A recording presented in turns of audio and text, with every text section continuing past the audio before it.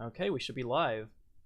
Hello everyone who's here already. Do you want to let us know how the mic volume is before we start? Let me know how I sound. I think I should sound okay because I've not changed anything.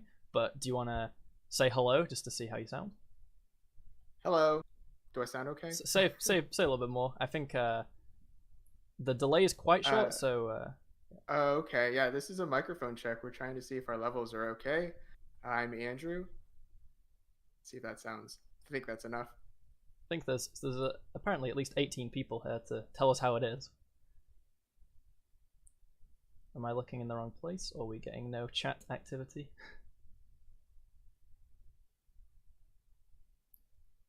Da-da-da. Just say a few more things. I'll check it myself. So we're talking. We're saying a few more things. This is for the audio level, and this isn't important at all.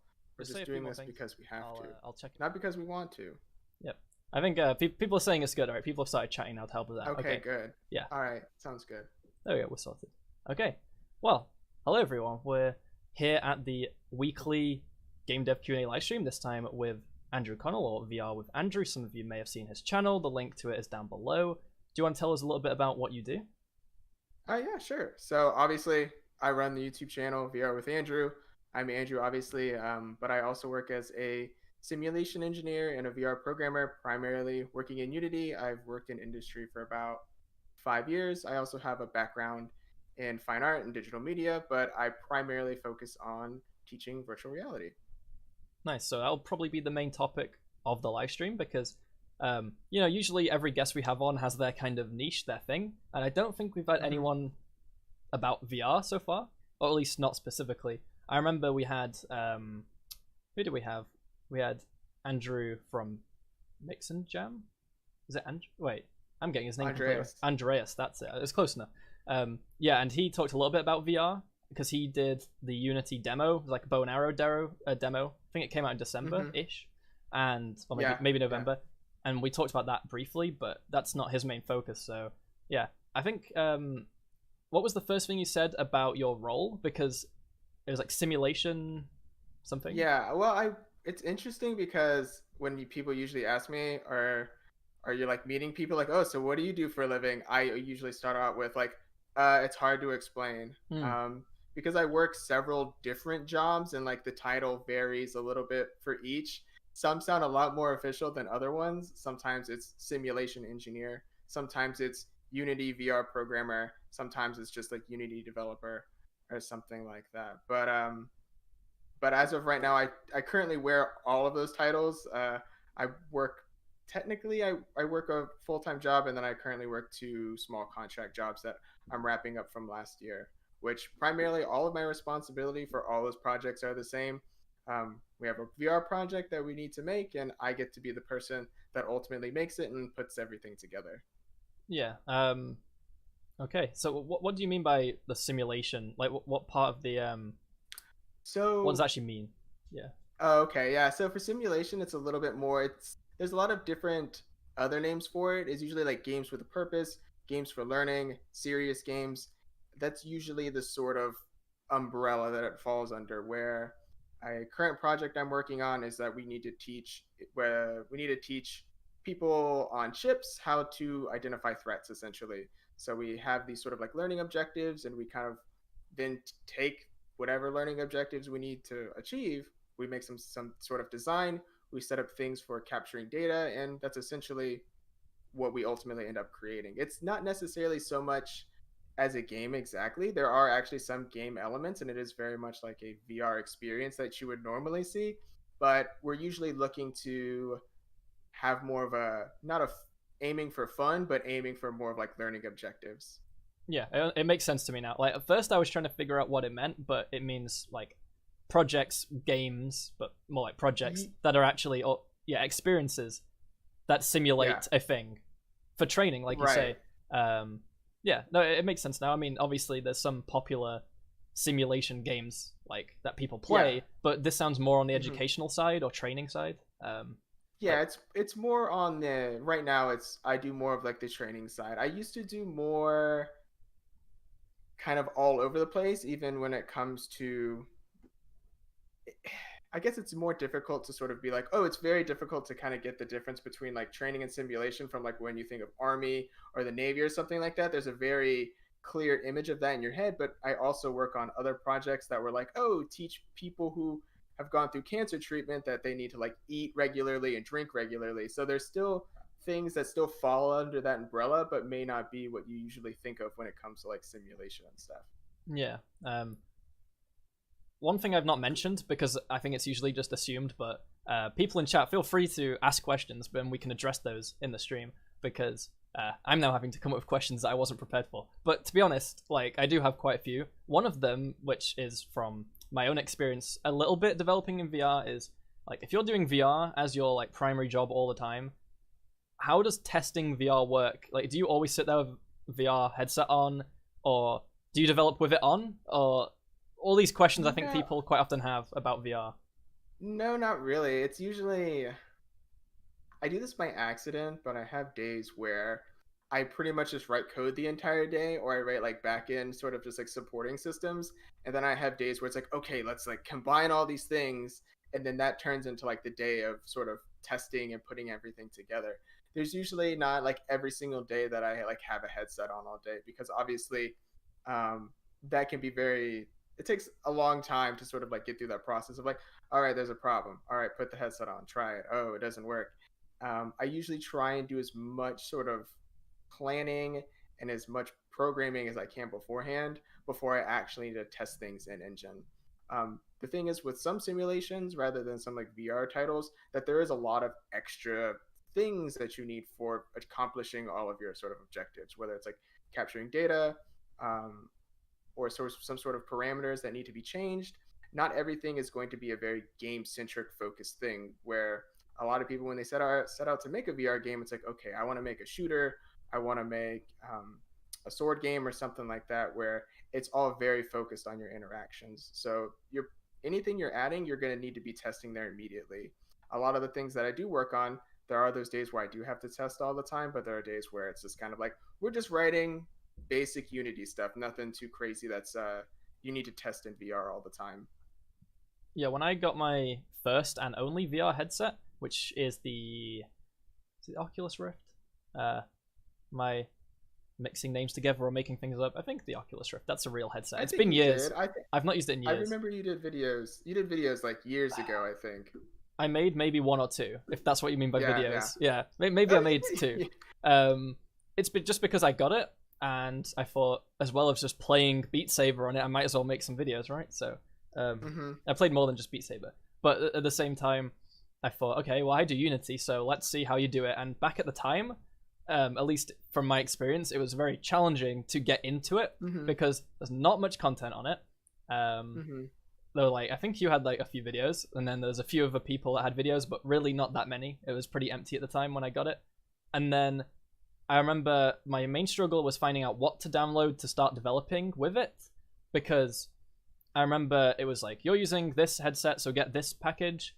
And I was thinking, but what if I also want my game to just work with that other VR headset? Like, surely there's enough similarity in the hardware to not have to do two different games to make it work. And then I back then, the way I had my room laid out, I had a much smaller desk, and don't get me wrong, I prefer having a much bigger desk, more room to work, but it sadly sacrificed some VR room, and since then I've just been too focused on other stuff to do VR, and maybe there'll be people that want to see me do VR at some point, and I'm sure in the future I'll visit it again, but it's currently just sitting in my cupboard, and I keep wanting to have a go, but I just haven't yet. It's a really big investment. You know, it's not you just pull it out. You need to set it up and everything. Because there's days that I don't even want to feel like plugging it in and going through that whole thing. I'm just kind of like, I'm having a rough day. I just want to write code and not worry about it. But believe it or not, what you just described is kind of how I got started, honestly. Because when I was working a job, like the Vive had just come out, and you go and you're like, okay, like I need to basically do what I described to you. I need to make this thing. How do I do it? No, but there weren't any resources, and the ones that were there, they weren't exactly what I was looking for. So that was sort of my initial goal when I started doing all this. Like when I quit that initial job like years ago, I left and I was like, you know what, no matter what, I'm gonna make a video every single week. and that's kind of what I started to do ultimately. And did that for maybe like 3 years to kind of get to this point. But I wanted to provide resources for, obviously people like you and others who also may have been in the situation that I was in, who maybe work at a company and they're like, oh, let's get into VR. Like, we want to see if there's any potential at our company. So and so, you go do it or whatever. And all of a sudden, this person's under this amount of stress to like build this thing as like soon as possible. So I try to be there for like those people and just try to be a good resource just for like information. I don't try too much to be like too much of trying to be super entertaining. It's more like, you're here for a reason. You're here to build something. Let's build something. So like that's that kind of angle that I try and take with it. Yeah, that's pretty much the same with mine. Like, I'm not trying to sell educational content here. I'm not trying to, I'm sure some people, I'm not trying to be the most boring, monotone tutorial kind of thing. But at the same time, like you say, you come to the video, you want to know this thing. By the end, you should know it. That's the goal. It's like you don't want me to cut to like 5 minutes of my cat or something. You're like, no, I need to know how to do this input thing right now. Like, I'm not playing around. It's not like a devlog of what I did in the month with only about 5 minutes of the actual stuff I did and 10 minutes of other random stuff. Hey man, if people want to look at my videos of me typing on a keyboard, they're more than welcome to watch that. Exactly. But yeah, I know it, I get that. Yeah. So I'm just like, either I have something I want to make a tutorial on, or on a tutorial I've already done, someone will say, how about this next thing as a continuation? I'm like, oh yeah. And I usually somehow manage for the last 2 years, 1.5 years, I've managed to have weekly videos. Some weeks I've done more than one, some weeks I might have like not done a video. I don't want to like force out a video if I have literally no idea, but there's usually enough stuff to do to come up with an idea. Yeah. And that's why I also want to go on.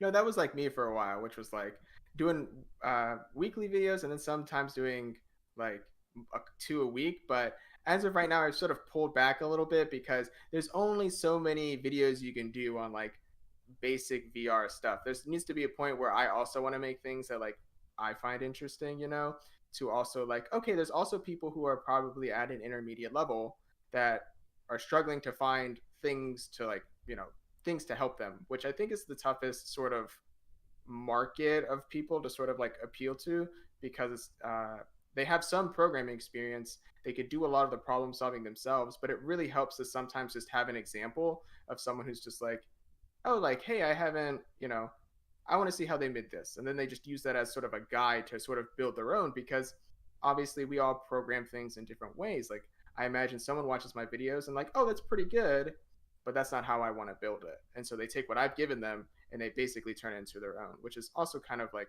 the goal of what I do essentially. Yeah, I think you've perfectly explained exactly my same thought process with how my channel works, because like I've tried doing beginner focused content before, but it's not really my thing. And yeah, again, it's such a crowded space, and you can already find a how to start with this particular thing in Unity or whatever. And when you get to the intermediate point, it's like the videos take longer because it's not like, oh, I can just open up Unity and show someone how to set this thing up without even thinking about it. It's just something you're used to. And also because you're appealing to an intermediate audience. I agree with the thing where it's like, well, the intermediate users are a tough bunch because they already know enough to be able to do it on their own, or already know a lot of the stuff you are probably going to say, but you still need to like make it appealing to them in some way. You need to make it intermediate to advanced enough for it to be interesting and have something they don't know. And I've been doing that, but obviously not VR, more with multiplayer at the moment is the focus. And I think even the basics of multiplayer is already intermediate because multiplayer is just that extra step. But then, once I've done videos on how to sync a variable, how to call a method on the server and do it back, and all the various fundamentals, then you get to the point where it's like, what do I do now? Because I'm doing some videos on kind of services you would use if you're deploying a multiplayer game. So like storing persistent data for different players online, using Prefabs so I don't have to teach people how to set up their own database and API and all that lot. It's all there for you and whatever. They have a Unity integration, so it's really easy. But I'm not running out of ideas. I'm just having to expand. Like, what do I do now? Like, I've done the basics. I've done these services. People want to make multiplayer games. What's next?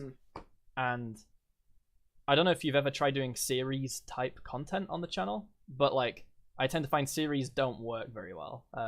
Yeah, I know. I honestly like that's exactly what I've sort of like pulled back from, which was doing series, just because like I think I used to primarily do series. I very rarely did one-off videos, but it's very difficult to do consistent content with one-off projects because, like you said, it's like, okay, obviously I can't just open up Unity and build this thing. Like, in some ways, you have to teach yourself how to do a few things. You need to build it. You need to build it in such a way that you can explain it to someone, and it also has to work and be pretty like bug-free. Or like I said, like if you're appealing to a more intermediate crowd, you're gonna get like wrecked in the comments. So obviously, you have to do a good job.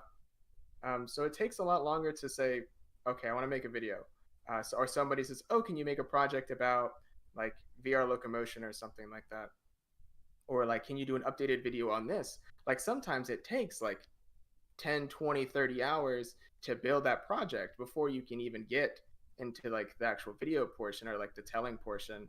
And that's obviously very different from like, okay, today we're going to learn nav meshes. It's like, well, you put a plane in, you put a character, you're done in about 10 minutes or something like that. So one project I've recently been working on is an update to my bow and arrow project, which I did like I think maybe like 6 months ago. Which it's funny that you brought up Andreas's bow and arrow project, because my bow and arrow project was the base of that project.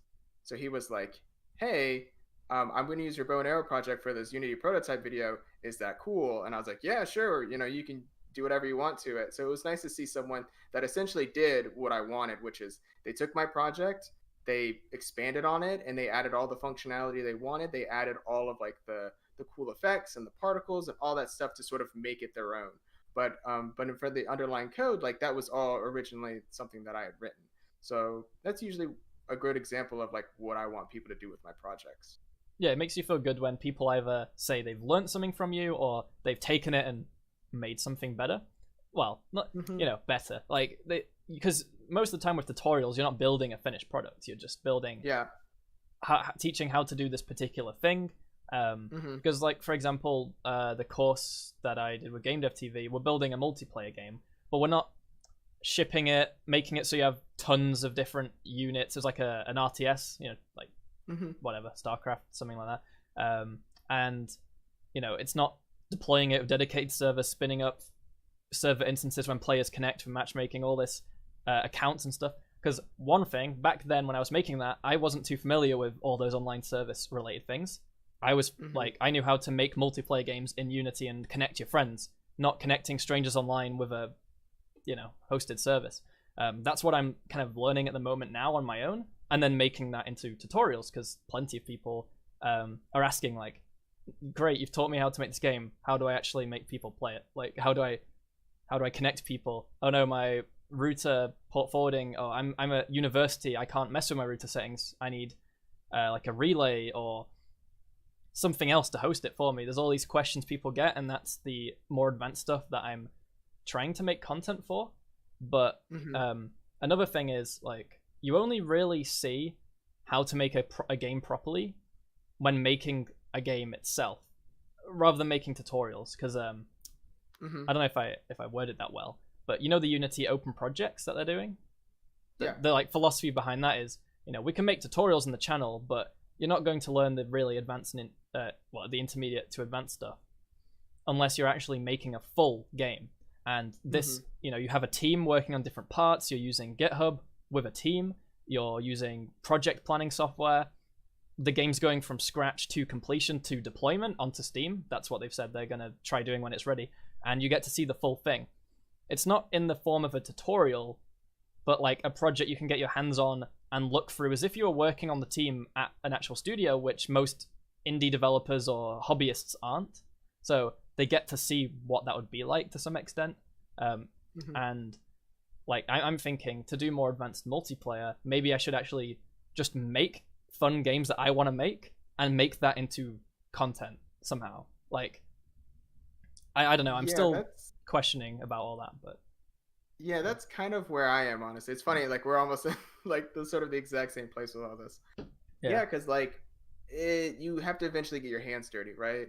You can do almost anything in isolation, but obviously the intermediate portion or the experience portion comes when you need to combine all of those things, because obviously we can make user interfaces, we can make interactions, we can make all of these things, but like when you need to then think about, okay, this needs to happen before I can do this, I need to do this before I can load into this scene, there's all those things that you need to be like thinking about outside of just like, okay, this thing works, you know, it's case, okay, this thing works, but does it work in this context?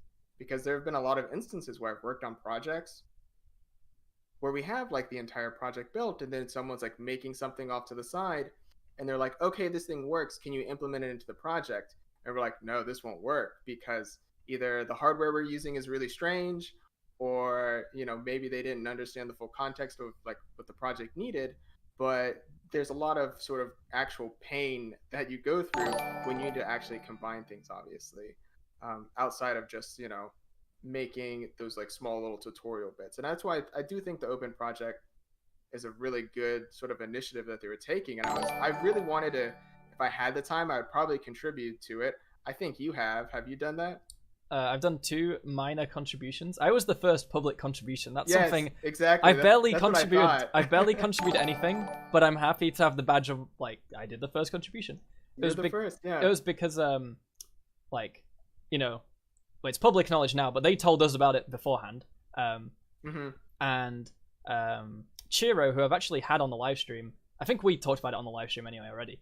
Here he was saying like, does anyone here want to test this stuff out? And a few people said like I'd be interested in it, but then I was like, for some reason at the time, like really wanting to get into this, so I said like, yeah, I will do whatever you want. And then they basically said, you know, everything they've tested so far, they've done using like admin accounts and like their internal, and it's not the real experience when they're wanting to open it up to the public.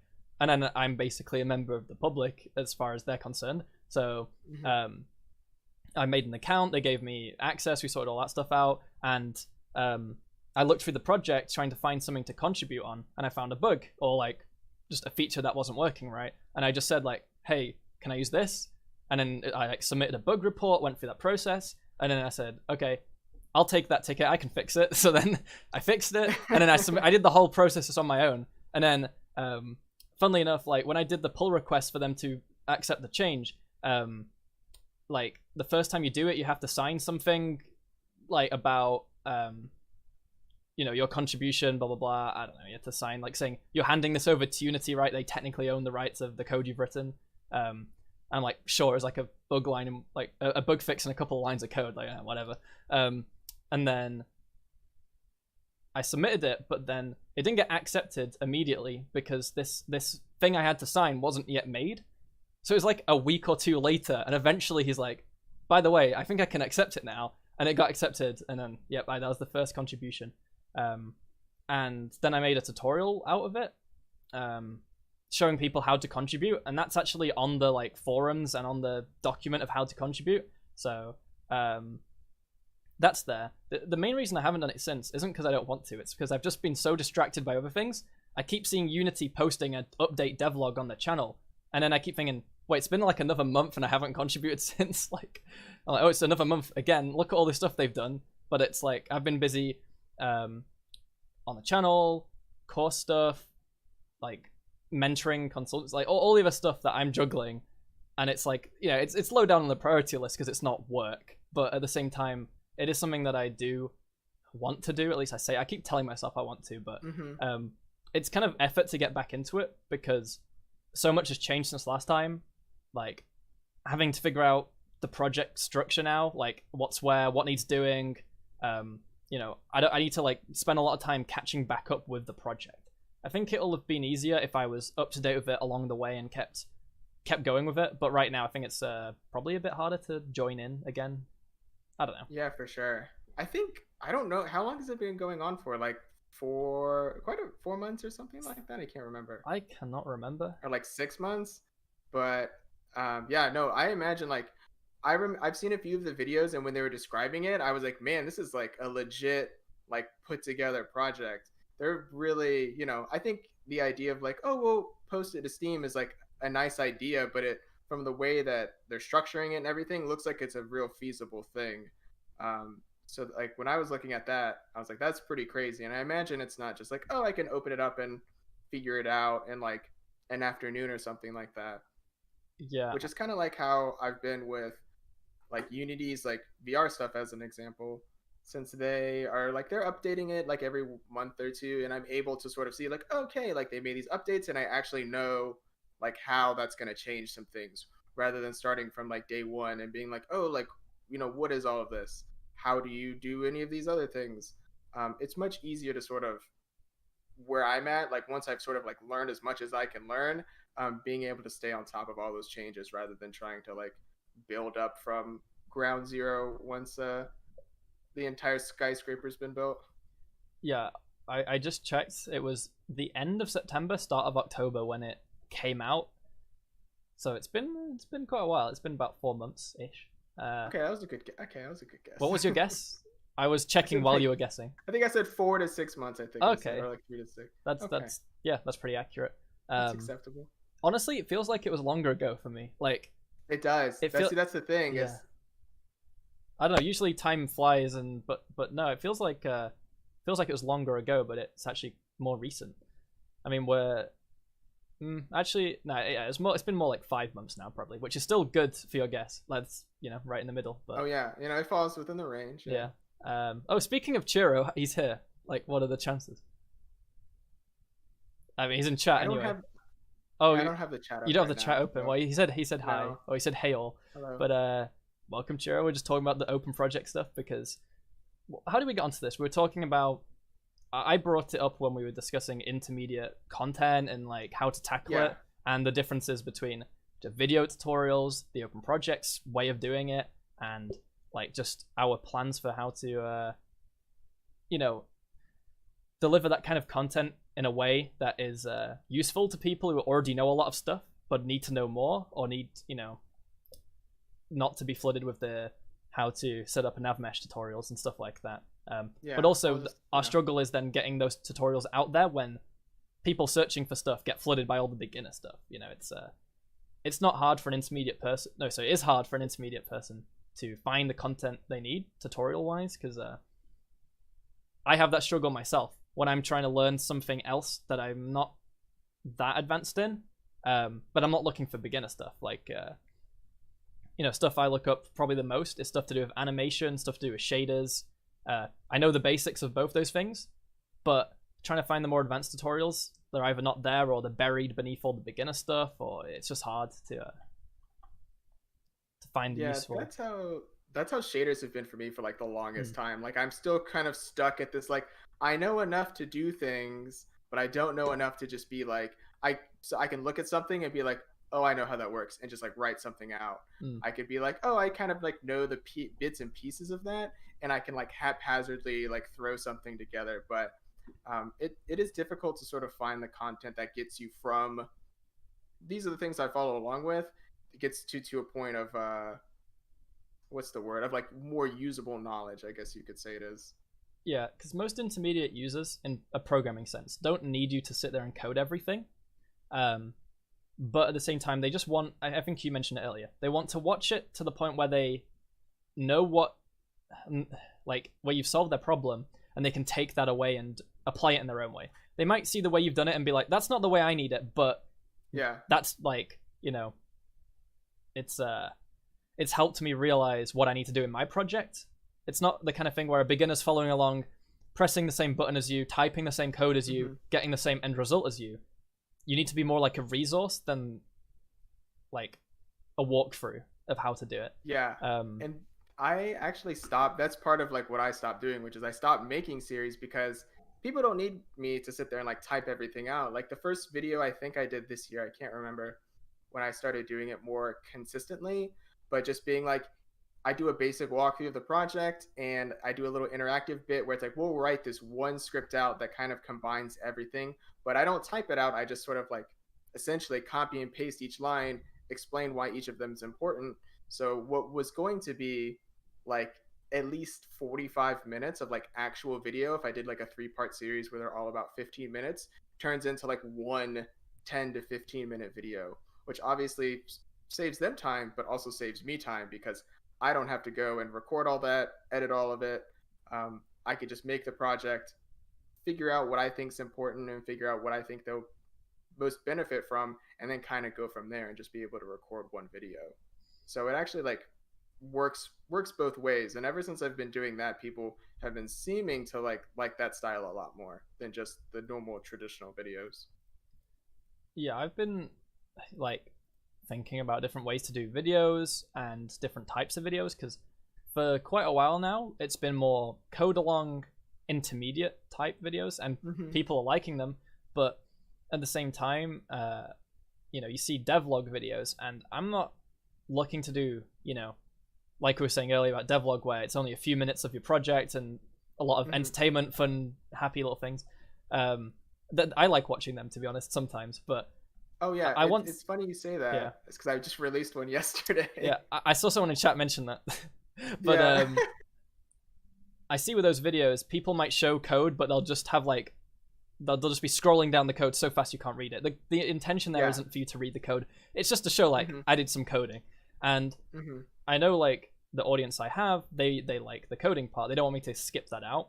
But at the same time, when we're talking about these intermediate projects, I don't want to work on my own project and record every second of it and make that into a video through hours and hours of raw footage. But I do want to work on something, show it off, and then based on feedback, feedback and comments in general, let's say I skim over something that tons of people want to actually know, then I could do that as a separate, slow, code-along tutorial. Like, let's take that thing and do a tutorial on it.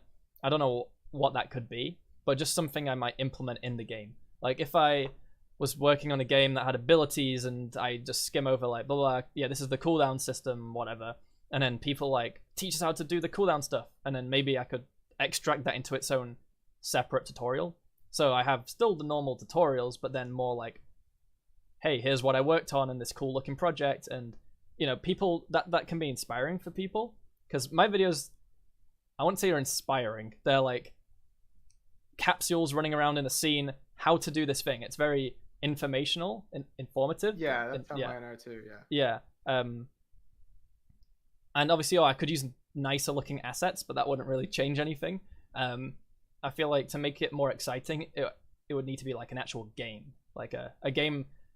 People like it, I think, when content creators working on their own projects that they're passionate about, because the stuff's usually more interesting. You always work better on something that you like doing. If I'm doing a multiplayer tutorial like I have recently, and I'm using like a Pong example, no one's passionate about Pong. I don't think it's not the most exciting thing. There's most certainly someone who's passionate about Pong somewhere. Yeah, someone somewhere. Yeah, I feel like when I'm doing a thumbnail and I put Pong in the thumbnail, it's like, is this really getting people to click on the video? Like no one's like specifically because it's Pong, they're like, oh yeah, man, I gotta check that out. Yeah. And I'm kind of the same way, which is like going back to that prototype of the bow and arrow thing, like adding all the particles and all the effects and the post-processing obviously makes it look better, but that doesn't help me. Then going back to learning objectives, that doesn't help me achieve my objectives, right? For me, it's like, what is the simplest way that I can articulate how to do this thing?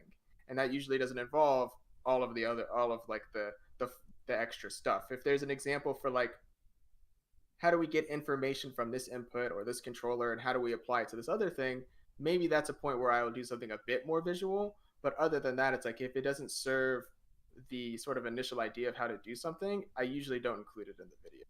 Yeah, I'm not great at modeling, particle effects, all that stuff. So that's one reason why I don't do it. And two, like you say, it doesn't add anything to the tutorial. The people watching are likely not caring about that. They've searched for how to do this thing in VR, how to do this thing in multiplayer.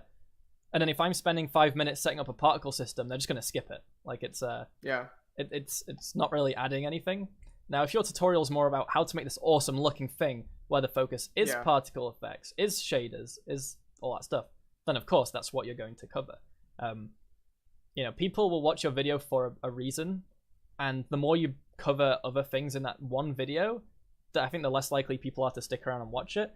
If you want to cover those other things, maybe do it in a separate video, and those people will go watch that video. Because like I found that if people are here to watch how to grab your profile picture from Steam to display it in your multiplayer game, something I did a while back, if I then go off and start doing other things in there, but they turned up to know how to do this specific thing, so they're just going to skip through the video. It's going to have lower watch time, lower retention.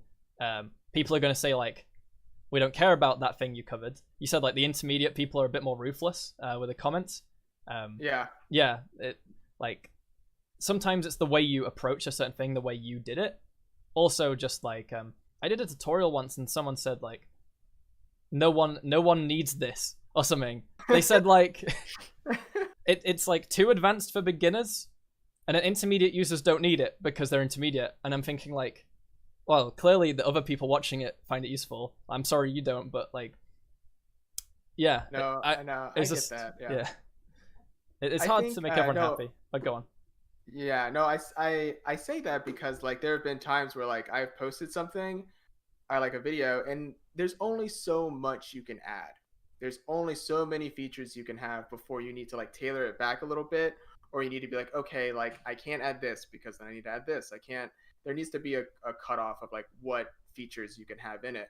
But there are times I will post things and some people would sometimes I get a bulleted list of it doesn't have this, doesn't have that, but when this happens it doesn't do this, and it's just these really intense, it's almost like a bug report practically of how deep some people want their functionality. And that's because it's usually people who want to use this in their project, and it's okay, this is how I want it. And I think that's exactly, I guess, what I'm looking for, which is people who are wanting to that degree of control to the point where they can do a tutorial and pull something out of it, but also know that this is not exactly how they want it to behave. And then they start asking those questions. Well, how can I make it do the thing that I want? And that's where you very quickly go from oh, hey, we're just programming something, to okay, let's open the package, the scripts of the package, and see what these things do. How can we add on to what's already there? And that actually creates a very big discussion over adding more features and things like that. And that's honestly how I've learned as much as I have, is just people going, how do I do this? And I am just usually I have absolutely no idea. Yeah. But then I'll just go and I'll try it out, and I'll go, wow, I'm surprised I was able to do this. And then I'll just be oh, you could do it like this. And they, they're oh, they're obviously really grateful that I looked it up for them. But I obviously get a lot out of just fielding questions and building things, and just kind of being able to take those built things and use them for other projects. Once you kind of build up enough code and enough functionality, all that stuff begins to sort of feed into one another, rather than each little tutorial or each little thing being just its own little simple project, which is kind of what I'm hoping to do with this whole personal dev blog sort of thing, which is taking all of the things that I've built, all of the things that people have asked for, and actually getting to that intermediate stage, or even beyond that, which is combining all of it and seeing where the problems come out, and seeing what things I can solve to hopefully be able to be another resource for people to learn from. Yeah, I think the first part of that, about the kind of rabbit hole of, well, to do this thing I then have to learn that thing and then do this and then whatever. I've had that recently with which tutorial was it? I was doing authentication or I was doing some multiplayer thing, and one thing with multiplayer you'll notice is there's that extra layer, of course. Certain things are on the server, certain things are on the client, sending things back and forth, whatever. And there's a server validation, right? Whenever you tell the server to do something, or the server's receiving a command, basically, you don't want to just blindly trust everything the client says. That's always a bad thing in any case. And I did a tutorial where I can't remember exactly what it was, but I wish I could remember now. It doesn't matter the exact implementation. Mm-hmm. The point is, I was thinking okay, well, I could add in this extra bit to validate this thing the server's sending, but then I was okay, that might be a good idea, but then I'll have to do that everywhere I could add server validation, and this tutorial would be an extra 10 minutes long, maybe longer. And it's the question of, is that worth it? Or is it worth not doing it? And I feel not doing it and not mentioning it at all is a bad thing, because then you'll get people commenting saying, hey, but what about if a cheater did this and blah, blah, blah. And it's at least if you mention it, saying okay, and this is where you'd add server validation if you want to make sure the player doesn't just send you something incorrect or whatever. But adding it itself is like an extra step. And then sometimes when you add an extra thing, you've then got to add an extra thing to add that, and it can then result in a tutorial being really long. There is the upside that, you know, you can learn new things, like you say. Sometimes reading comments, I'm like, that idea, that's not something I want to do. No. Ooh, that one's a good idea. Like, I've been meaning to learn that too. I could learn it and make it into a video, killing two birds with one stone there. It's like, and that's probably how I've learned a lot of things as well, like you said, just taking on what people have suggested, maybe things you haven't thought about, and you just learn over time. Like, some people think I must know everything, and that's not true at all. It's like, they'll say, yeah, but do this. I'm like, I don't know how to do that. It's like, you're just assuming I have the knowledge, and I'm just not doing the tutorial on purpose until you ask. I'm like, oh, I'll just release it tomorrow. It's like, no, I know. I have all of the knowledge. I know any question anyone asks me, I'm like, yeah, I've totally done that before. I have a sample for it right here, which actually does happen sometimes. Obviously, I don't know everything, but there are occasions where somebody's like, do you know how to do this? And like, I had written something like earlier that week or the week before, and I just like in my Discord, and I'll just copy it and post the snippet in, and it's just like, yep, it's that easy. But a lot of the times I actually have to go like look it up for myself or like troubleshoot it or something like that. Yeah, depending on what it is, sometimes I'll try and find a link to give them. Sometimes I'll say like, they'll say, hey, this thing, are you ever going to do a tutorial on it? And I can't make promises, but I'll at least say like, that's something I'm interested in. When I get a chance, I'll learn about it. And at that point, I may make a tutorial. I've got to be really vague because you can't promise people I'm going to make this tutorial unless maybe it's your next one that you've already got lined up ready to go. Anything past that, it's too risky because you're going to upset people that maybe, you know, they're like ready for it and you never release it. And then, hey, I thought you said you do this. And then you feel bad because you've already got another 2 ideas lined up. And you're like, oh, there's that thing I said I'd do last month. And so I try my best not to promise those things anymore. I think I used to be bad. Someone would be like, do this. And I'm like, yeah, sure, I'll do that. And then I never did. And you know. Yeah, I try and like, the thing is like, I try to be as, you know, open as possible about that stuff as well. I think there are some things that I'm not particularly interested in, or like things that will take way too much development time, or just things that people have already done already that I just don't think people would like benefit from like my version of it, or if I think that like I can't do better than whatever's out there. So I try and be like, you know, let people know whether I am or am not working on something. Though I do get a lot of requests. I think obviously I think some things fall through the cracks, but it is kind of difficult to sort of keep up with what people are asking for, and just obviously getting yourself up to speed enough to be able to tell it in a full and complete way without like missing something, because obviously the last thing you want to do is release a video and like same day find out you missed this incredibly like glaring thing that then basically makes it like unusable. Yeah, I found that with things that go out of date. Like I've done some dot stuff before, and I saw a comment a couple months later like, is this already out of date? And I looked back at it, I'm like, oh damn, it is already out of date. And then my question is, right, do I do an update video? I'm like, no, because it'll be out of date in another month or so. Like, yeah, covering beta things, or like, you got to get that balance again, because I do want to cover new things that are coming, but not in a way that people think this tutorial will last a long time and this is how you do it. I've covered some stuff on Unity's new UI stuff, which probably won't be here for ages. I have no idea. And then the way I did the tutorial wasn't saying, you know, this is how it is, this is how you're going to do it, and this is something you should do now. I'm saying, this is coming, this is how it works right now. I even said my own like feedback on it, like, this thing's buggy, I wish this thing worked slightly differently, this is how this thing works, this is cool, right? Like, giving the feedback as well as a tutorial, and also letting people know about this thing they might not know is coming in the future at some point. And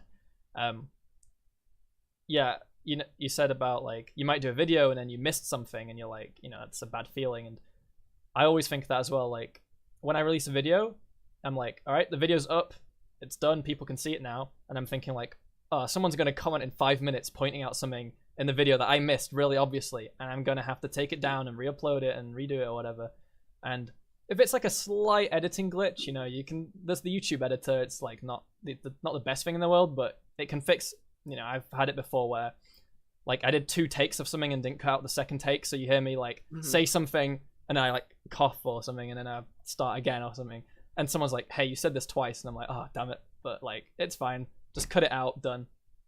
But when it's like you taught something wrong or you did it in a weird way, when like the next day you figure out a much better way to do it, and I don't think I've had that happen. At least not. It's not common. I can't think of an instance of it, but I'm sure it has happened in the past. Have you got like an experience with that happening? I think all of my videos, I think I usually miss like one crucial line in like all of them, I feel like. So like all of my most recent videos was like a pinned comment that's like, hey, add this line or it's not going to work if this isn't happening. So I usually do that. Luckily I don't have any like editing problems, but it's usually just like, oh, hey, I tested it again, going back to sort of doing things in isolation. Oh, hey, it works in like your little test scene, but when you move this or you do that, it doesn't work anymore. So there's always like an extra line or two to get things to be a little bit working in other people's projects. But so far, like none of them have been like super catastrophic. I think that kind of used to happen to me like years ago when I tried to do series, and you're trying to do this really big gargantuan thing that's like almost like a complete project, and it's kind of like, well, how do you break that down into working parts? Obviously, like every single video, you would like someone to be able to test it and be like, oh, hey, like this thing that we did, it works. But there's sometimes where some features are so big you can't exactly like fit that all into a video, so you kind of get into some awkward places of you may miss something, or it may just not work in between videos, which is something I've hopefully avoided. But I think that's something that I'm sort of like beyond now, hopefully. Yeah, I feel like as long as the issue isn't too big, if I was watching a video and I thought there was an issue, I'd look down at the comments, and if you've pinned the top comment as the solution or something, then I'd be like, oh, okay, cool. As long as it doesn't make the tutorial completely useless, it's not like, oh, the entire tutorial's wrong, go to this link where I fixed it, then that would be a bit weird. Yeah. But if it's completely fine and maybe you miss a tiny little bit that stops it working, and then you're like, oh, by the way, this is the fix or whatever. Yeah, that's usually like the extent, yeah. I always have like the GitHub link to all the videos, at least I have for the past like year or so now, maybe. So people can get access to the project if they think they've done something wrong or I've done something wrong. I'm usually pretty confident that it works because the project's there, they can test it. And if that doesn't work, then we've got an issue. Maybe it's a hardware issue, maybe running it on Mac has a weird thing, whatever. But yeah, usually I will prototype it beforehand, check it works, put it on GitHub, and then I usually go back to the previous commit and then look at that commit to work towards it, so that like the code ends up matching what I've committed. And like, I'm not saying it's the best way to do everything, but it's the way I've done it for a while and it works, and I'm going to keep doing it until maybe one day I'll have an issue with it. But I think people like watching a tutorial, finding the project down below. Some people will just take it and copy paste, but I think most people that are genuinely trying to learn will try and learn rather than just being like, yeah, shut up, I'll take the code, thank you. Yeah, that's kind of where I want to be. It's sort of like in that middle place where it's like, for the people that like just want to just take it and be like, all right, but then gonna like need to write a little bit to like make sure it's working, but it's only gonna take them like 5 minutes or something to do that. That's kind of where I want to be, which is hopefully I can let those people give them what they want without being too much of a pain.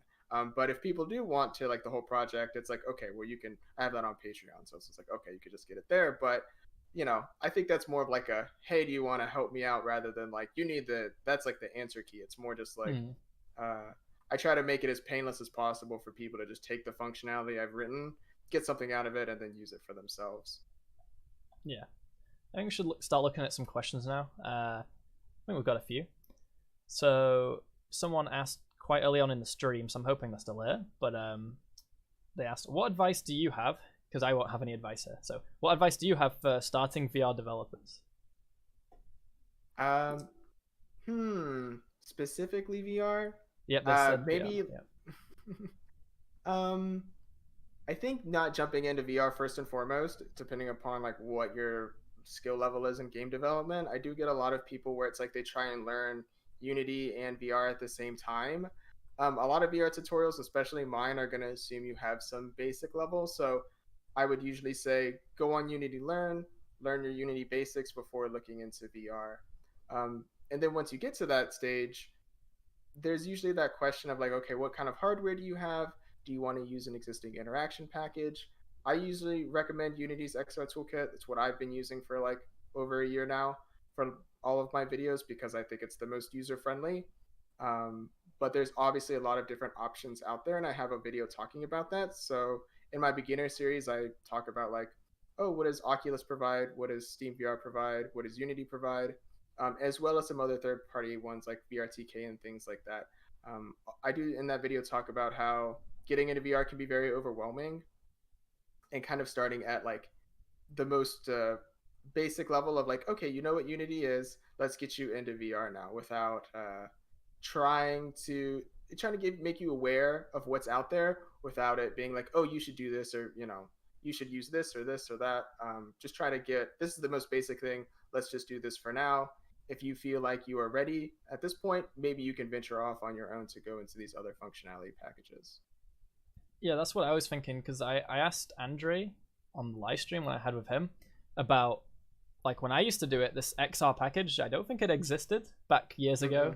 And that's the confusion of like, what SDK do I get? What if I want to deploy for this instead? Like, I'm developing with this, but I want it to work on the other headset. From what he said, or what I understood anyway, I don't want to throw him under the bus here, but you can just use this package without needing any other SDKs and still produce the game. Yep. Works for both, works for any. There's not only two, obviously. But like the big ones, yeah. Yeah. No, that's pretty much exactly what it does. And I think I stayed away from, like, when I first started out, like, I stayed away from the other packages simply because, like, I didn't think they were, I don't know, they simply were not good enough for, like, actually in the long term supported for, like, new people coming to like game development. They're very, like, there's a ton of functionality there, but I just don't think they're like what people need. Kind of like how I make tutorials. I want what's there to matter. I want, I don't want any of the extra fluff. So like when people are learning, I don't want to have all of that extra stuff that you have to sift through, the inspector, anything like that. The last thing I want is like someone to open up a project or something and see the inspector on a component and go, oh no, because there's like 20 things there or something like that. Obviously, we want to keep things as manageable as possible for people that are learning. Yeah, I mean, I've never tried or looked at the XR toolkit at all, but from what I've heard from you, from what I've heard from Andre, it sounds like if I do get my headset out of the cupboard again, that's the first thing I should look towards. Oh yeah, it's certainly not like perfect. It's still in preview. Okay. But it's still like it will do mostly anything you'll need, and a lot of people even are just looking for like, I just want to be in a scene and I want to click on canvas buttons and things like that. Like you can do that. You can just put it in your project. You can be doing that within like 5 minutes. So yeah, well, I'll keep that in mind for when I probably at some point get that out again. But that's a reason why I might want to try it again, is because there's this package that makes your life a lot easier than how it used to be, and it answers a lot of the questions about how to do certain things. Because I'd always be looking up like how to move, how to pick things up, how to throw things, how to do and it's like, it seems that's all built in some way. Like you don't have to all the basic functionality, you don't have to code again. Like it's just that. Right. And that's why I could never do like bigger tutorials when I was first starting out, because I was writing some stuff from scratch. So it was anytime like, oh, can you make climbing? It's like, okay, well, you need an interaction system to start climbing. And if I don't want to use any of these other ones, all of a sudden the project just got that much bigger, or I have to supply some sort of template, or I have to start from square one. So there was just so many compromises that I had to make first starting out. And when I first saw this and I was going through it and I was playing around with it and learning, obviously there was no like documentation or anything, and just like figuring it out, I was like, man, you can actually like do some stuff with this. And that's kind of how all that got started. Which was almost just like on a whim. I forgot so I think someone posted something and I just like randomly downloaded it and started working with it. So if I can figure it out without pretty much any documentation, I think that speaks to like how easy it is to use. Yeah, and hopefully that motivates a lot more people to try it, including me. So yeah. What else have we got here? How is keeping game mechanics interesting different in VR versus traditional games on PC or mobile? Like, I don't know what that means. I know what it means, but it's hard to really say. That's hard. Yeah. I Yeah. think it's all about feel and responsiveness. I think with more traditional games, as an example, like shooters are obviously very popular. With a normal first person shooter, it's like, okay, you have a first person model, you have your weapon, you have your reload animation, you have all this stuff, but like when you press a button, it does that reload animation for you. In VR, obviously, it's like that entire thing you need to create is so much different because to reload a weapon in VR, it's like, okay, I need to like take out the magazine, I need to put the new one in. If it was empty, I got to pull the slide back.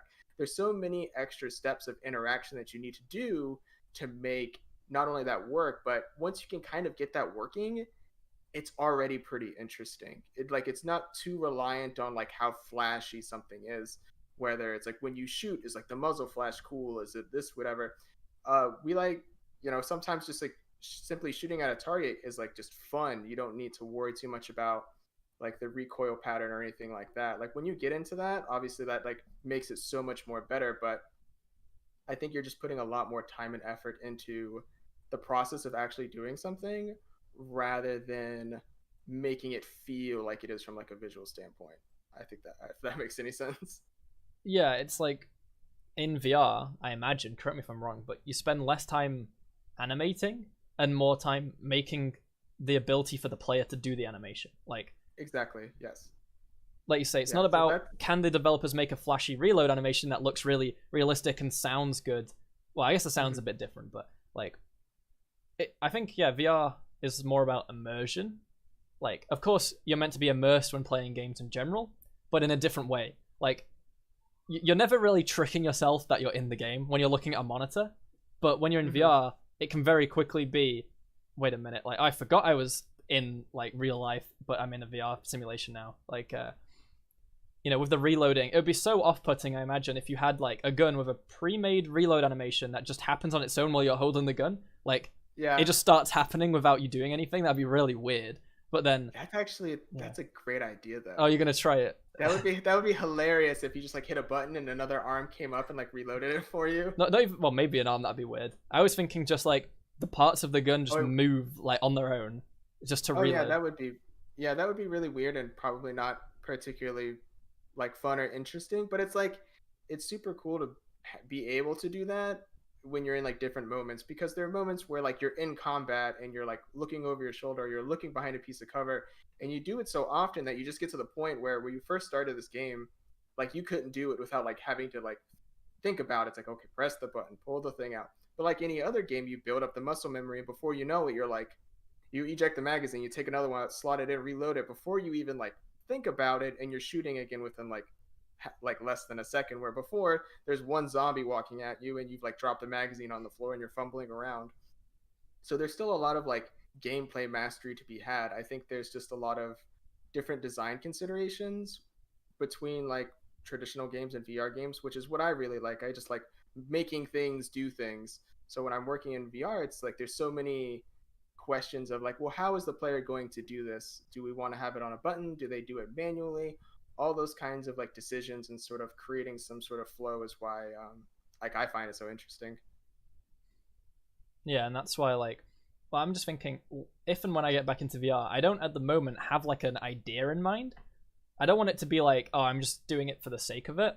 I don't want to just open up a scene and chuck some spheres around and whatever. I want to have like a little project in mind, like a little idea of something to make, but I don't have that right now, so I'll have to wait and figure that out. But I guess, you obviously still have pre-made animations for stuff that you are not doing as the player, but you don't have to think about player animations. But I'm imagining like some VR games, I mean, it varies. It's up to the developer. Like, if you look down, do you have legs? When you move, do you walk? Or is it a game of teleportation, right? Those can all change how you do things, I imagine. To the point where some games won't even have like a player. I'm wondering... it depends, I guess, which hardware you have. But right now, if I had a remote and I moved my elbow in a certain way, you wouldn't see that in the game necessarily, because, there's so many different moving parts on your arm, like your elbow and your wrist and your hand. They can't match that properly unless you have like trackers on all over your body. So that could also be a bit of like an immersion breaker. But and on that same thought process, it really depends upon who you ask when it comes to things like that. Because some people, VR as far as we know, it's very particular per person. Like some people may think this is immersive, while other people think this is immersive. So obviously, we can't just simply say this is the most immersive. That's just not how it works. So we try and build something that hopefully appeals to the broadest audience, but also has all of those settings for those people who want to like move in a particular way, or want the things that make their experience feel immersive. Because I think above all else, we want to make VR as open as possible to as many people as possible. And I think accessibility in VR is still a very it's still a very developing thing when it comes to what out of the box, what should we offer all of our players when it comes to like locomotion and comfort, but also just like immersion settings, which I kind of just thought about that. I don't think that's something people usually do. It's usually comfort settings, but there isn't a ton of things for us to control, which may affect some people's immersion versus others. Yeah, I when I was getting into VR, when I got my VR headset, my main worry was I get motion sick pretty badly. And I was like, is this going to be just painful for me? Is this going to be horrible? And it wasn't too bad. I obviously, like they say, when you're first ever using VR, don't have like long sessions, because you have to build up kind of an immunity to like the feeling of it, right? If you might only go in for half an hour and before you feel sick, maybe your first time using it. But the more you use it, you become more accustomed to it and you don't feel sick. It's all about training your brain to get used to it, right? Because like I've played a couple games. I'm trying to think which ones got me the worst. Like, there's that robot football one, like where you're in space and you're floating around in zero gravity. Echo something. Yeah, maybe. I can't remember the name of it. And that one at first was like really bad because you can go flying at a wall and like it's just so off-putting. And then obviously there's always that feeling of, oh no, I'm gonna hit the wall, even though you know you're not. But it's just all the natural responses, and that shows how immersive it is. But at the same time, like, there was a game, it's like a wizard game. I don't know if it's free. Maybe it came with the bundle I got, but I remember there's a part where you go into a bridge and, like, you're over a canyon or something. And just that feeling of, like, you're going to fall or whatever. And yeah, it really doesn't help if you're motion sick, but... Yeah, totally. Honestly, I never really got that bad. There was a part in Super Hot where, like, you jump off, like, a ledge, and you don't do the movement to jump. It just kind of happens, and that really, like, oh no, I think I fell to the ground. Like, I thought, yeah, it's strange. Yeah. But when you say accessibility, like, I tried a game with joystick movement, where, like, not teleportation, and that made me feel really sick, but teleportation, completely fine. I'm guessing that happens with most people. Yeah, I think it also affects people differently, but also if you're, like, sitting or standing, and there are different kinds of locomotion for doing that. I think that's still something that, like, we usually, like most interaction packages, we're now just starting to get that as like a standard feature. It's still something that it's rare. It's sometimes like the only option, but it's usually for some games it is like the default option for in terms of like movement and things like that. I think there's still a long way to go in terms of like making that whole thing like a lot better, or even just like from what we are giving people who are learning like better locomotion options, because usually it's just teleport by default, and then like the smooth locomotion that we give them usually isn't all that feature rich. So hopefully in the future, like, we can make better experiences like on average that include that kind of like locomotion.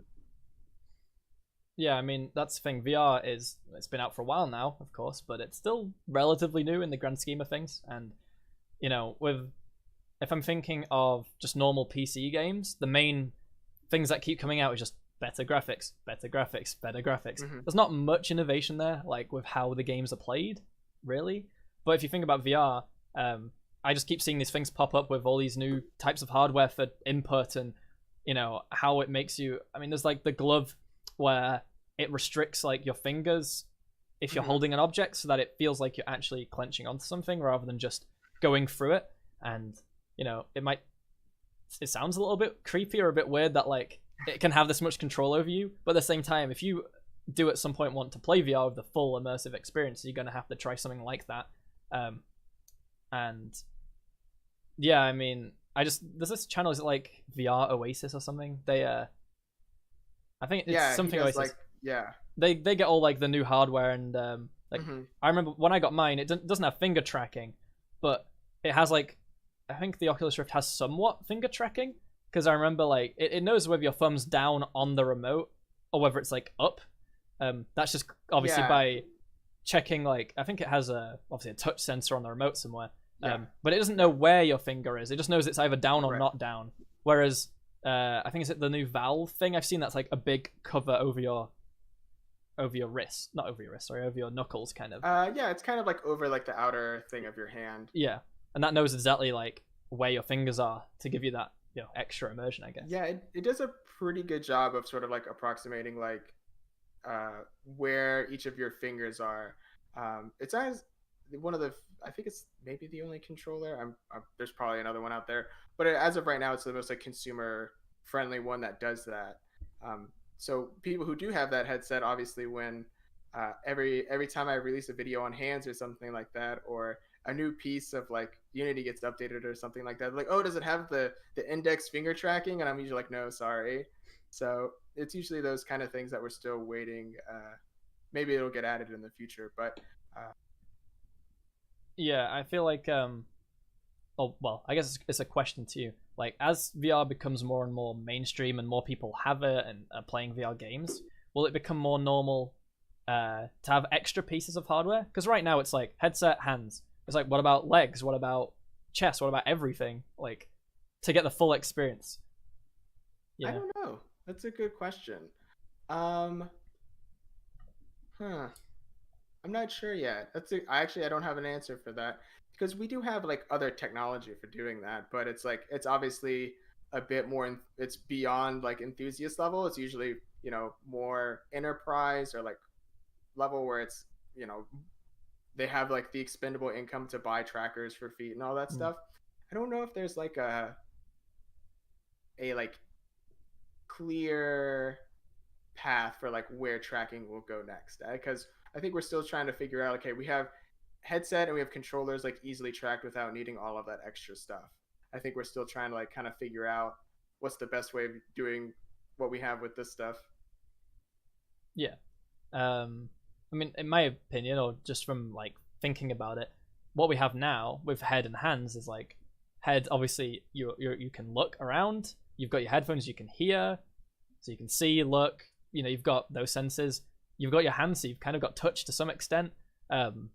And, you know, in games in general, you're very rarely using your legs anyway, apart from moving. But the games either have teleportation, so that doesn't matter, or the moving is just joystick-based movement. So obviously legs will matter more if and when games default to having, like, you literally walk to move, but then you're in limited space, so that's an issue. You can't just walk around. But then there's the treadmill things. But it's like, will everyone have the treadmills in the future so that like they can play games like that, or will that be still more? I feel like it's hard to obviously say. It is hard to say, but at the same time, as technology always becomes cheaper and just more accessible, there's things we have now that you ask someone 10 years ago, they would be like, no, it's not like everyone's going to have that, but we do. So it's like, I'm not going to dismiss the idea that everyone will have a treadmill for playing VR. Like, that's true. That's fair. Like, I remember when they were first coming out with those, and I would go to these really, you know, these, we'll say big simulation conferences, and they all had basically what you described, which they had the gloves, they had like the moving floors, and like there were so many vendors there with like all of their crazy like tracking stuff. And every time I saw one of those, I was just like, man, I don't know if this is ever going to be a thing, because there's a lot of different ones where it just has the sort of, I don't know how to describe it, upside down dome on the bottom. Yeah. And there are other ones where they have like rollers, where like you would walk out and then it would roll you back, which that would be kind of strange.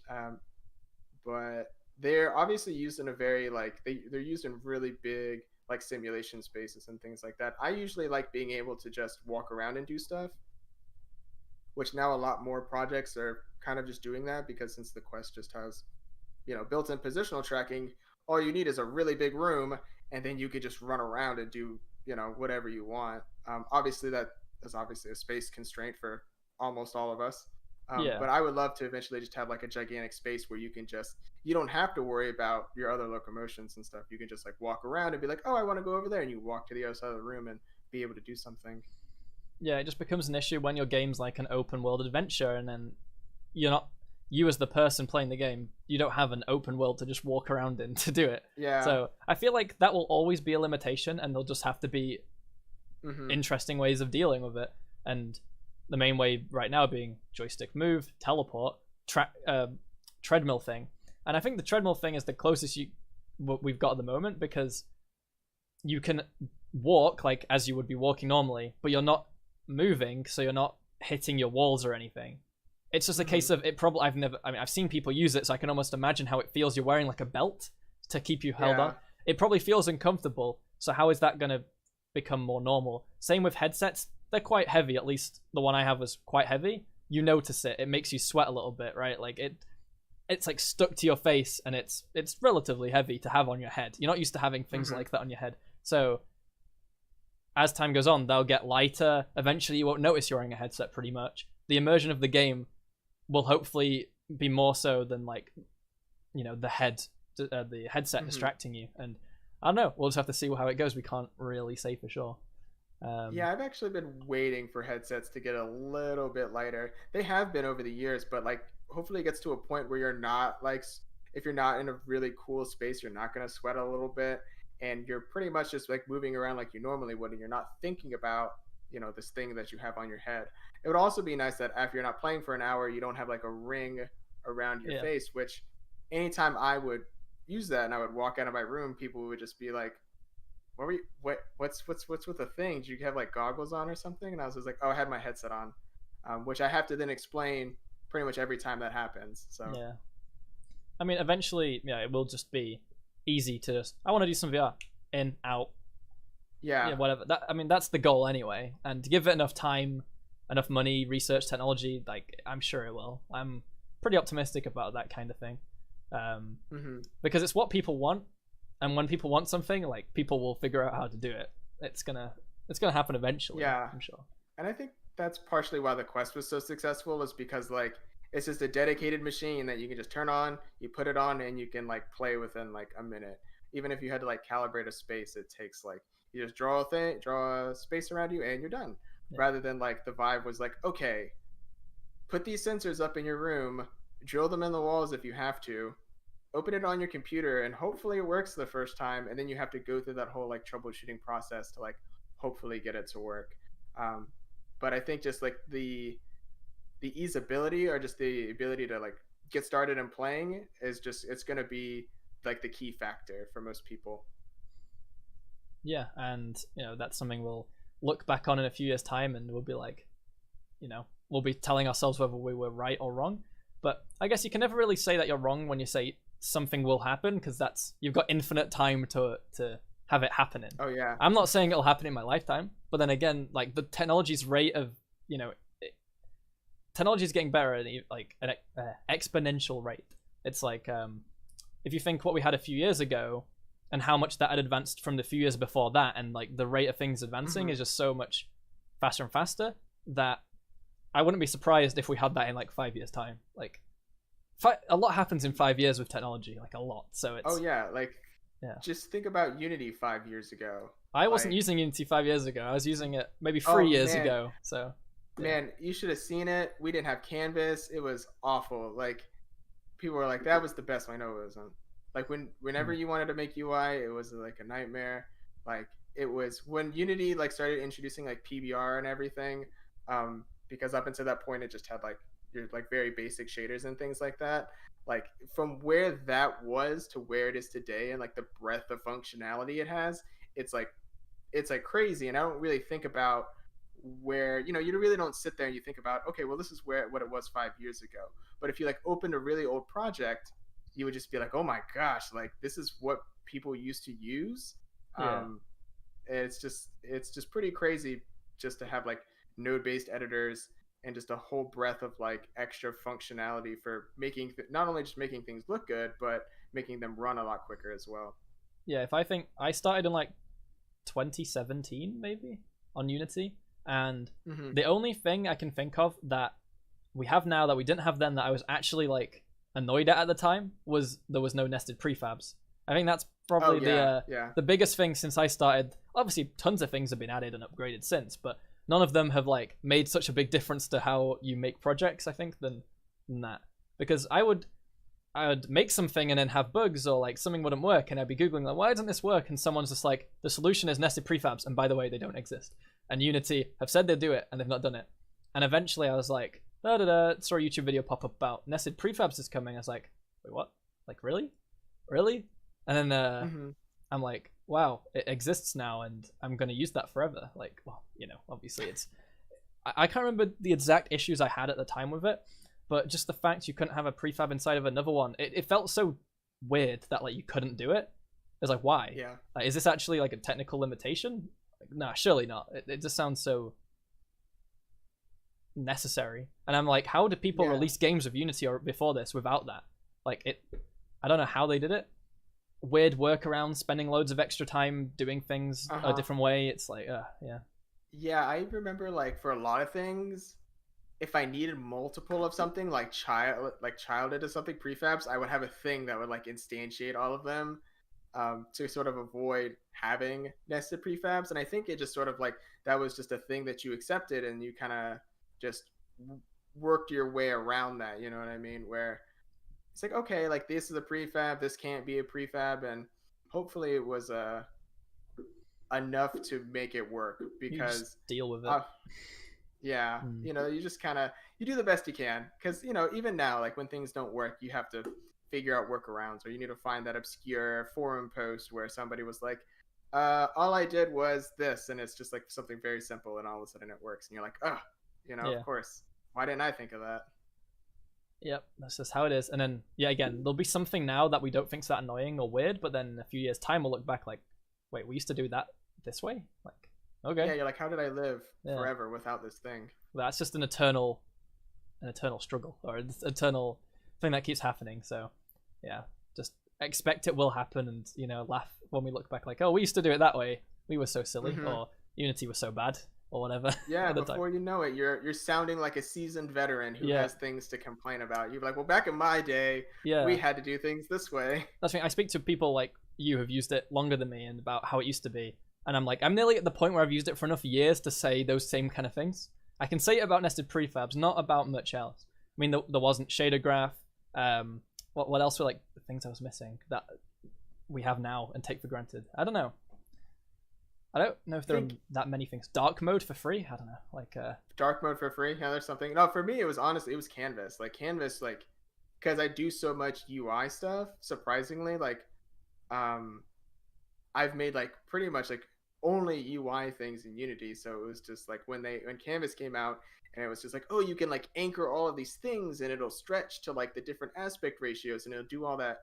It was still like difficult to set up, but it was like it was a game changer for doing UI because before you just used OnGUI, which was just like, oh, I want a button and you have to type it in and you got to use your screen resolution to like basically make your own anchors and everything. And if it already sounds like a nightmare, it was a nightmare to yeah. do. I But when you could just go, yeah. I want a button, and you just click a button, and there it is. Yeah, I've seen the on GUI stuff, and I'm like, why do people use this? And it's probably from like really outdated tutorials back from when Mm-hmm. you had to do it that way. And I'm thinking Yep. like, I don't use this in my project. Should I use it? And I feel like the answer is no, don't use it. It's like there's no use of it at all, really. I think some people use it for like debugging and things like that still, but I don't Yeah, think people still use it for like forward facing. I could almost say with absolute certainty nobody uses it for yeah, actual forward facing UI. yeah. I guess for Mirror that I use for multiplayer, like yeah, they have an on GUI thing to render Yes. like host, Yeah, yeah. join as client, whatever. Uh-huh. But you remove that when you make your own main menu, for example. Right. Like that is just so you can quickly click it. But they could still use Canvas for that, like if they wanted to. Yeah. But Right. the difference is like, well, I don't know. I guess it's just a bit more effort. Like to get something simple, it's easier on GUI, but to get anything slightly more intermediate to advanced, then it's probably a massive pain. And like you say, if you start worrying about scaling and anchoring, then it's more code to write for the rendering. Yeah, and to make it pretty, it's certainly Mm, it's like it's almost you have to use like styles and all these other things. It was not nearly as easy as it is now, where it's just like, oh, click a button and it's gonna look like this, and that's pretty much it. Yeah, Chira's saying it's good for debugging, but then backfires when you play it on a high screen, like a big screen, and it's just this tiny little like thing in the top left corner. Oh man, yeah, I didn't think about that. Yeah, it doesn't properly scale, I guess. Well, I'm imagining, I've never used it properly, but you can make that happen, but it's just even more work. Whereas now it's like, these are the anchors, and this uses up this percentage of the top left corner of the screen. You're on a bigger screen, or it uses up more size, but the same percentage, right? Yeah. Just those kind of things. Yeah. It's like easy peasy. Yeah. And then it has like the slicing, so if you need it to for like boxes and you need it to expand and everything like that, it works for that as well. So yeah, just for making things look nice. Yeah, we'll take one more question because we're nearly there and I'm hungry. I haven't eaten yet. So someone asked, do you think there will be a lot of career opportunities for VR in the future? I'll give my really quick answer. As someone who doesn't do VR, I'll say yes. That's the simple answer. Like, yeah, I don't think it's a fad. I think it's definitely like here to stay. So how much time do we have? I could tell you my whole life story in 5 minutes. Go on for another 5 minutes max. Go on. So like, to sort of like give you I basically started, I actually have like, I have a job, I work other things. Like I'm a pretty busy person for someone who just does VR stuff. But like I started pretty much on my own as a freelancer, like after I quit my first job. So it was just like, I basically had nothing. Like I moved back in with my parents and all this other stuff. And I was just like, man, I'm just going to make a video. And I made a video every week and I learned VR and I got more into it than I was when I was working at my job. And within like this 2 to 3 years, like I've worked at several different companies and startups and things like that. And that's just from me just like making stuff and putting it online. And since then, I've only gotten more work. I've only gotten more busy. Every time I tell myself, like, I joke with some of my friends when I'm like, oh yeah, like when I eventually like don't have any work to do, I'll come work with you or something like that. And that just hasn't happened yet. Like every time I turn around, somebody's like, hey, I saw your thing, can you come work for me? Or I've seen your thing, can you come like do this for me? As time has gone on, I've only found more work to do. And like this year, 2021, even last year in 2020 with the pandemic and everything, I was still busier than I had ever been. This year, it's even busier than I was last year. So when you say like, oh, is there going to be work? Like in my experience, there's tons of work to be done. And I don't really see it slowing down anytime soon. Yeah, because it's still a growing market. It's still advancing. It's at the stage where it's not like it's reached its peak and it's dying out. I know there was probably a couple years back, maybe a few years back, there was like maybe a peak of hype over it as it became a lot more consumer friendly for people to get it. And like, I don't know how much stuff costed like as it came out. When I got my VR headset, the Oculus Rift, it was about £300 maybe. I don't know what that goes into dollars, but it's 400 something maybe. I don't know. But yeah, something about that. But at that point, there was tons of YouTubers playing all these VR games. And I'm sure there's still some that do, but it was kind of like the hype train at the time was VR. Yeah. But just because that hype train's died down doesn't mean VR has. I think it's just that it was, it's like with the newest game. Just because YouTubers start covering a game for a week and then stop covering it doesn't mean, oh, it's over now. It's just that like it's just because something else is more interesting to them or gonna get them more views or is more trending. It doesn't mean that other thing is like less trending than it was, I guess. And yeah, it's outside of just like the entertainment market, like the industry I work in, it's only getting bigger, and people are continuing to look to VR to train people. Whether that's just like our own, Department of Defense, or if it's for health reasons, or it's just like training and things like that for nurses and stuff like that. There's just like every time I turn around, there's somebody's like, okay, can you do this project for us? We're going to make a project on this. Can you do that? Like, if you are doing things and you're putting it out there, there's certainly work to be done. Yeah, I guess that wraps things up. Anyone who's interested in doing VR, then yeah, I think it's pretty safe to say that there'll be job opportunities for years to come. Who can say how long or where it's heading, but there'll definitely be things to do. And yeah, whenever I keep thinking of it, I keep thinking in terms of games, but like you say, the training is like a huge thing as well. And I think we've even had someone reach out to us before about a VR training related thing. And I don't know personally because I've never used VR to do training. Like I've never been on either end of that, I guess you could say. Like how useful it is compared to traditional ways of training. Or whether it's like used to train people before they come and go to the job, like it's kind of a step beforehand. There's a lot of industries where to train people they need them on like really expensive pieces of machinery, and it's not like, obviously it's a safety hazard, but it's also not like they have tens or hundreds of pieces of this machinery just lying around. So it takes a long time to be like, okay, it's your time to do the thing. So if they can give people a good enough impression of how to use something, and a headset that costs $300 rather than a piece of machinery that costs tens of thousands of dollars, you can easily train a lot more people a lot quicker and a lot safer than you can than like before they actually get to the thing. So that's usually the sort of like use case that I'm dealing with. Yeah. Okay, cool. Well, if people want to hear more about this or see more about it, the link to your channel is down below, I think. I'm almost certain. I always put a link down below, so let's hope so. You can go find that if you want to go to the channel. Otherwise, just search VR with Andrew, you'll find it, or just VR tutorials, I'm sure you'll come up. But yeah, thanks everyone for tuning in to this live stream, and I'm not sure who's on next week, so just stay tuned, and I'll be putting a stream schedule page out early next week.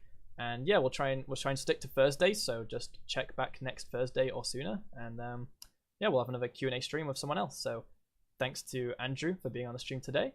Hope you enjoyed it. Hope people enjoyed watching and listening. And yeah, I'll see you next time. And say your goodbyes. Bye. Bye. Are they gone yet? They're not gone yet. There we go.